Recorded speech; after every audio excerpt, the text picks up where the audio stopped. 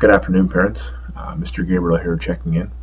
We're entering the last week of the civics course, and I was hoping you could help me ensure that your son or daughter completes all the work by the designated due date, because the class does run out on Monday, July 30th by 11:59 p.m. A couple things that I ask you to look for is to make sure that they're following the checklists.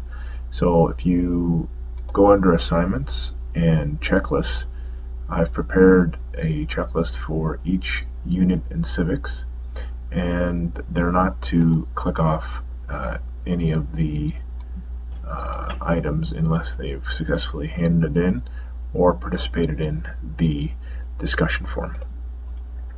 With that said, the ISU is set to be handed in. That's a two-part ISU.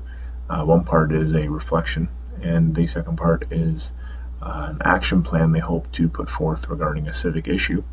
It's due on Monday, July 30th by 12 midnight, and then I have to have the final marks calculated and submitted by August 1st. So that's why there is a tight deadline for the students to get it in.